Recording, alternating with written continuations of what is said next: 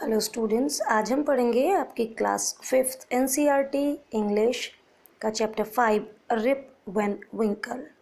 This story is about Rip Van Winkle, a good natured but lazy man who goes away into the hills and falls asleep। ये story Rip Van Winkle के बारे में है, यानी कि इस story में रिप वैन विंकल नाम का एक कैरेक्टर है जो कि बहुत ही अच्छे नेचर वाला लेकिन आलसी आदमी है। वो पहाड़ियों में जाता है और वहाँ पर सो जाता है।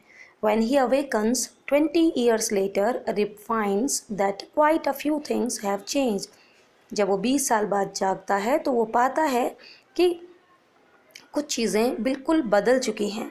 Many years ago, at the foothills of the Catskill Mountains was a little village। बहुत साल पहले कैटस्किल नाम की पहाड़ियों के फुटहिल्स यानी कि तराई में बिल्कुल नीचे वहाँ पर एक छोटा सा गांव था।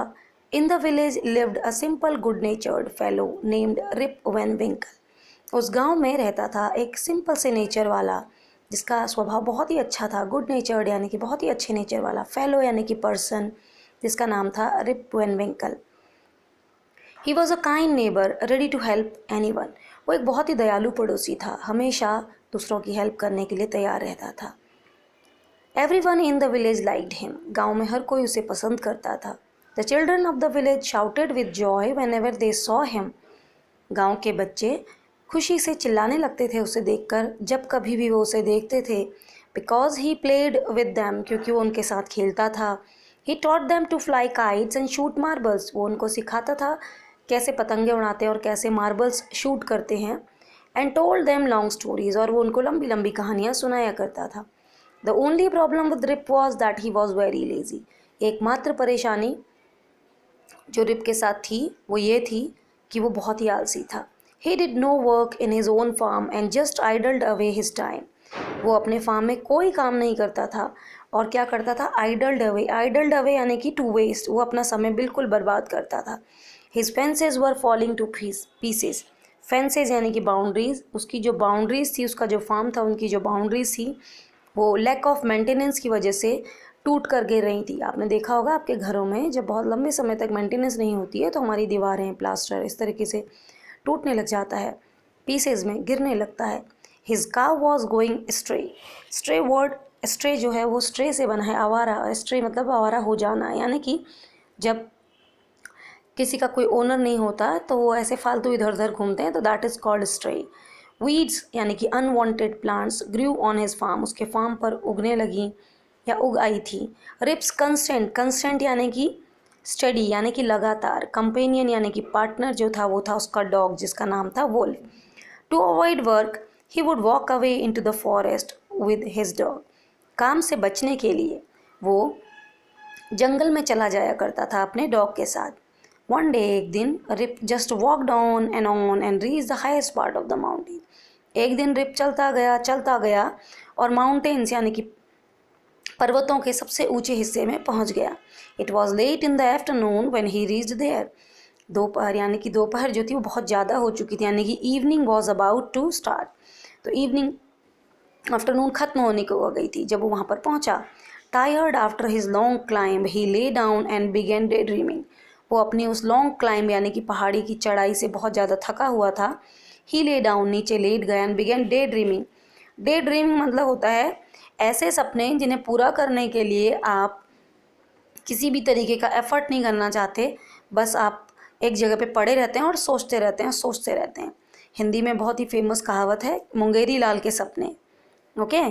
इट वॉज सून इवनिंग, जल्दी ही शाम हो गई थी। एंड ही रियलाइज्ड, उसने महसूस किया, it would be night by the time he reached village, कि शाम हो जाएगी, रात हो जाएगी जब वो गांव पहुंचेगा। Suddenly he heard a voice calling out. अचानक उसने एक आवाज़ सुनी जो कि ज़ोर ज़ोर से बुला रही थी। क्या कह के बुला रही थी? रिप वन विंकल, रिप वन विंकल, यानी कि कोई उसे आवाज़ दे रहा था, ऐसा उसे सुनाई दिया। ही लुक्ड अराउंड, उसने चारों ओर देखा, एंड सॉ, और पाया, a short old man with thick hair and a grizzled beard walking towards him with a barrel. कि एक छोटा बूढ़ा यानी कि हाइट में छोटा, शॉर्ट हाइटेड मैन, बूढ़ा आदमी जिसके घने बाल थे, और ग्रिजल्ड बियर्ड, ग्रिजल्ड मतलब होता है विद ग्रे हेयर, यानी कि जब आपने देखा होगा कोई व्यक्ति बूढ़ा होने लगता है तो उसके बाल जो हैं वो धीरे धीरे ग्रे होते हैं फिर वाइट होते हैं, तो ग्रिजल्ड मतलब होता है विद ग्रे हेयर, यानी कि ग्रिजल्ड, उसकी दाढ़ी जो थी वो ग्रे कलर की हो चुकी थी। वॉकिंग टूवर्ड्स हिम, उसकी तरफ आ रहा था, with a barrel. Barrel, this you can C, this is called barrel. Barrel यानी कि एक ऐसा, पेल भी से कहते हैं, PAIL, ओके, वुडन कंटेनर उसके हाथ में था। He made signs to help him carry the barrel, और उसने इशारा किया कि वो रिप से मदद चाह रहा है उस बैरल को कैरी करने के लिए। Rip hurried to help the stranger who caught his hand tightly. Rip जैसे कि वो ऑलरेडी हमेशा हेल्प करने के लिए तैयार रहता था हर किसी की, तो वो तेज़ी से गया उस स्ट्रेंजर के पास और उस स्ट्रेंजर ने उसका हाथ बहुत ही टाइटली पकड़ लिया।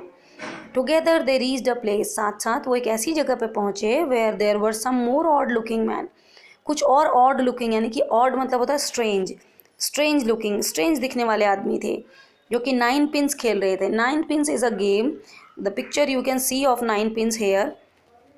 ये 9 पिंस होती हैं, आपने देखा होगा, और इनको एक बॉल की हेल्प से हिट किया जाता है। इनको एक रो में ऐसे खड़ा कर दिया जाता है एंड देन फिर जो बॉल होती है उसे इस बॉल से इन्हें हिट किया जाता है। तो वो लोग 9 पिंस खेल रहे थे। Okay, they were all dressed the same way, उनके कपड़े एक ही तरीके से, उन्होंने ऑलमोस्ट कपड़े पहने थे, बिल्कुल सेम तरीके से उन्होंने कपड़े पहने हुए थे। And all of them had beards of various shapes and colours, और उन सभी की अलग अलग शेप और कलर की दाढ़ियाँ थी। Means they had beards of different shapes and colours. Even though they were playing a game their faces were serious and there was silence. यद्यपि वो गेम खेल रहे थे लेकिन उनके चेहरे बिल्कुल सीरियस थे और वहाँ पर कंप्लीट साइलेंस था।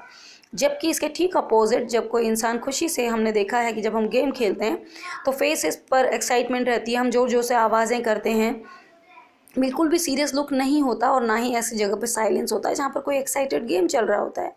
कोई एक्साइटिंग गेम अगर चल रहा होता है तो हम लोग जोर जोर से शोर करते हैं, एक्साइटमेंट के मारे आवाज़ें निकालते हैं, लेकिन ये लोग बिल्कुल सीरियस थे।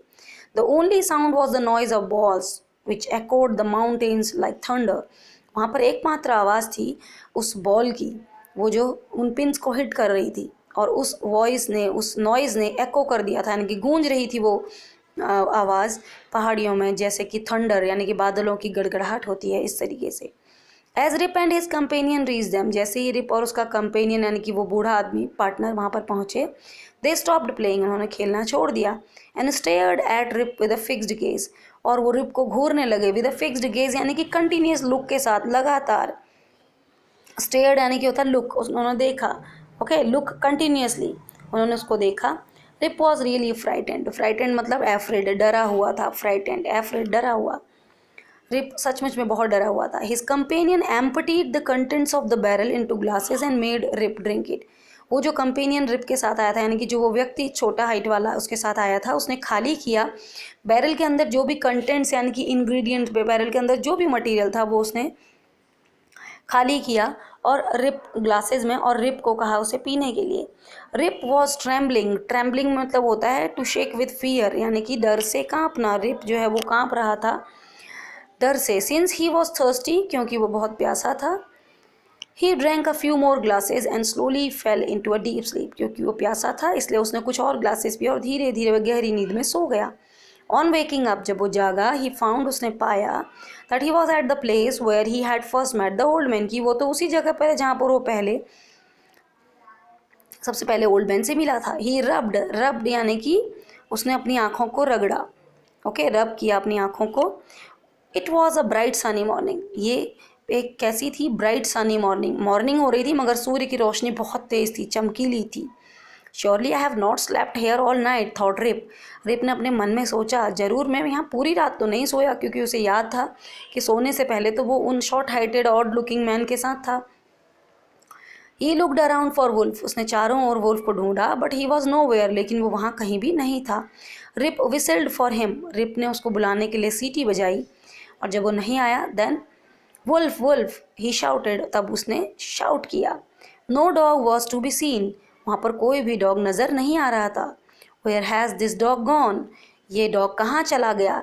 ही मटर्ड टू हिमसेल्फ, मटर्ड यानी कि speak in a low tone, this word you have gone through in the chapter Flying Together, where the hunter mutters himself.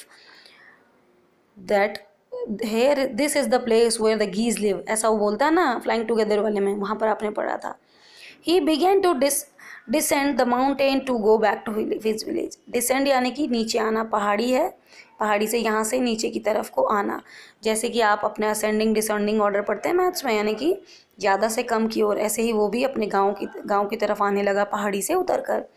As he neared the village, जब वो गाँव के पास पहुँचा, he met a number of people, बहुत सारे लोगों से मिला, but he did not know any of them, लेकिन वो उनमें से किसी को भी नहीं जानता था. The villagers also stared again, villagers ने भी उसकी तरफ स्टेयर करके देखा, उसको कंटिन्यूस देखा, विद इक्वली सरप्राइज, यानी कि वो भी इतने ही सरप्राइज थे जितना कि रिप उनको देखकर हो रहा था. Who is this man, said one, एक आदमी ने कहा ये आदमी कौन है. तो दूसरे ने कहा I have never seen him before, मैंने उसको पहले कभी नहीं देखा. सेड अनदर, दूसरे ने कहा look at his long white beard and his wrinkled face, उसकी लंबी सी सफ़ेद दाढ़ी को देखो और रिंकल्ड यानी कि झुर्रियों वाले चेहरे को देखो. ऑन हियरिंग दिस, ऐसा सुनकर रिप स्ट्रोक्ड, स्ट्रोक मतलब पैट, उसने पैट किया, थपथपाया, अपनी चिन पर हाथ लगा के देखा तो उसने पाया, टू हिज अस्टॉनिशमेंट यानी कि सरप्राइज, उसके सरप्राइज उसने पाया सरप्राइज होकर कि उसकी जो दाढ़ी थी वो 1 फुट लंबी हो गई थी और ये पूरी की पूरी वाइट थी. An old woman walked to him and looked at his face for a moment, एक बूढ़ी औरत उसके पास चलकर आई और उसके चेहरे को एक क्षण के लिए वो देखती रही. देन शी एक्सक्लेम्ड, एक्सक्लेम्ड यानी कि strong feeling, sudden and strong feeling, exclamatory sentences में आप यही करते हैं. तो उसने क्या कहा, it is Rip Van Winkle, ये तो रिप वैन विंकल है. Welcome home again old neighbour, बूढ़े पड़ोसी तुम्हारा फिर से घर में स्वागत है. Where have you been these 20 years long, तुम इन 20 सालों में, इस लंबे समय में कहाँ थे. Now the story ends here abruptly, यहाँ पर ही ख़त्म हो जाती है ये, क्योंकि ये स्टोरी एक अडेप्टेशन है वॉशिंगटन इरविन के जो नॉवल है the legend of Rip Van Winkle का, उसमें. So if you want to know the whole story you must go through that book also. Hope you have understood this well. Thank you.